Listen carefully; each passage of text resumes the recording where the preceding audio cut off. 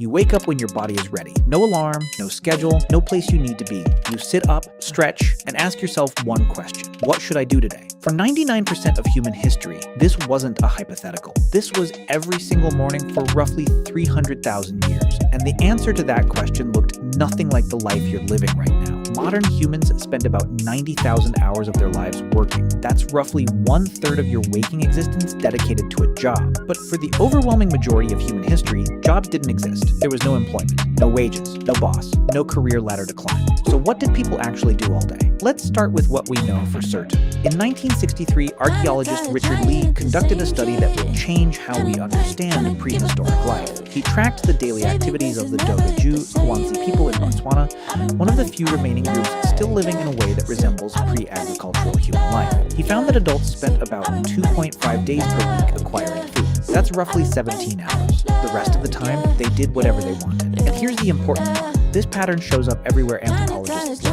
The Hadza in Tanzania, the ache in Paraguay, the Martu in Australia. Completely different environments, different continents. Same results, about 15 to 20 hours per week spent on survival activities. For context, you probably work twice that. Now, some of you are thinking, but those are modern people. How do we know ancient humans lived the same way? Fair question, and the answer comes from bones. When archaeologists compare skeletons of ancient humans to early agricultural populations, the difference is dramatic. Farmers were shorter. Their bones show signs of nutritional deficiency. Their teeth were riddled with cavities from grain-heavy diets. They had arthritis in their spines from repetitive labor, and they died younger. Ancient human skeletons, taller, stronger, healthier teeth, less joint damage. Their bones tell a clear story. They were doing less repetitive physical labor, not more. But the most fascinating evidence comes from something archaeologists found that shouldn't exist if survival was a constant struggle: art. In 1994, explorers discovered Chauvet Cave in southern France. Inside were paintings created roughly 30,000 years ago. Horses, lions, rhinoceroses, rendered with perspective, shading, and movement. These weren't crude stick figures. This was sophisticated art that required skill, planning, and most importantly, time. Someone spent hours, maybe days, deep inside a cave by firelight painting animals on a wall. Not for survival, not for food, for beauty, for meaning, for something to do. In Blombos Cave in South Africa, archaeologists found 100,000-year-old perforated shell beads, tiny holes drilled through seashells, clearly meant to be strung together as jewelry. The nearest coastline was 20 kilometers away. Someone walked 40 kilometers round trip just to collect shells, then spent hours carefully drilling holes with stone tools, just to look good. In 2008, researchers found a 40,000-year-old flute carved from a vulture bone in Germany. 5 finger holes, perfectly spaced.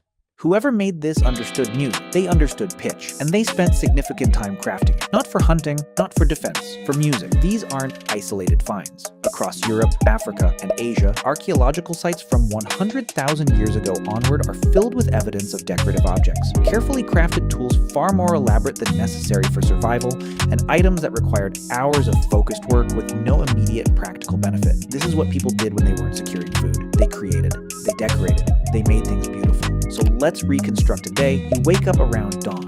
The fire from last night is still smoldering. Someone adds wood. You eat leftover meat or fish from yesterday. Maybe some nuts or berries collected the day before. Breakfast is social. People talk. They plan loosely for the day. Not because they have to, because that's what humans do. Around mid-morning, a small group might leave to hunt or gather, but here's the key. You don't go every day. If the hunt was successful 2 days ago and food is stored, you might not leave camp at all. You might spend the morning working on tools, sharpening a spear, weaving a basket, scraping an animal hide to make it soft and usable. This isn't work in the modern sense. There's no clock, no supervisor. You do it because competence matters, because being skilled earns respect, because making things well is part of being human. If hunting happens, it's not the frantic chase you see in movies. Humans are persistence hunters. We track animals at a steady jog for hours until they overheat and collapse. We're the only species that can do this effectively because we can sweat and regulate our body temperature while running. Most animals can't. So we outlast them. The hunt might take 3 to 6 hours, including travel. Then the animal is carried back and butchered. Everyone eats. And by early afternoon, the productive part of the day is essentially over. What happens next is what modern people find hardest to understand. Nothing and everything. People rest. They sit in the shade and talk. They play with children. They groom each other, picking through hair, reinforcing bonds. They make jewelry from shells or beads or animal teeth. They carve designs into bones or stones. They nap. Anthropologist James Sussman documented that among the Ju-Huansi, adults spend roughly 6 hours per day in what he called social time. Not working, not sleeping, just being with other people, talking, laughing, telling jokes, because in a world without money or police or written contracts, your survival depends entirely on your relationships. If people don't like you, they don't have to share food when you're hungry. So you invest enormous amounts of time in those bonds. Not because it's productive, because it's how humans stay human. Then the sun sets, and this is when something remarkable happens. In 2014, anthropologist Polly Wiesner analyzed hundreds of hours of conversation recordings from the Zhu Huanzi. During the day, conversations were practical: who saw animal tracks where, which plants were ready for harvest, complaints about someone not sharing fairly. But at night, around the fire, 81% of conversations shifted to stories. Myths about how the world began, tales of ancestors who did impossible things, jokes that made everyone laugh, adventures from far away. Wiesner argued that this is where human culture was actually born. Gods, spirits, the past, the future. Things you can only think about when your stomach is full and you're safe. And people didn't go to sleep and stay asleep the way you do now. Historical records from medieval Europe and sleep studies from the 1990s confirm that before artificial light, humans slept in 2 phases. First, sleep for about 4 hours, then a wakeful period of 1 to 2 hours in complete darkness, then second sleep for another 4 hours. So here's what a full day looked like. About 4 to 6 hours securing food or making tools. About 6 hours in social interaction, storytelling, grooming, playing. About 8 hours sleeping in 2 separate phases, and the rest resting, sitting, watching clouds, doing nothing in particular, existing without needing to justify your existence through productivity. Then, about 10,000 years ago, something changed. Humans in the Fertile Crescent began planting seeds and domesticating animals. Agriculture. And agriculture is a trap. Once you start farming, you can feed more people. More people means you need more food. More food means more farming. Within a few generations, populations exploded, and there was no going back. Because now there were too many mouths to survive by hunting and gathering. You were locked in, and farming required far more labor. Plowing, planting, weeding, harvesting, storing, defending crops from animals and raiders. The skeletal evidence is unambiguous. Early farmers worked harder, ate worse, and died younger than the hunter-gatherers who came before them. But the population kept growing, and with larger populations came specialists: toolmakers, potters, weavers, inventors, then soldiers, priests, administrators, and eventually jobs, employment.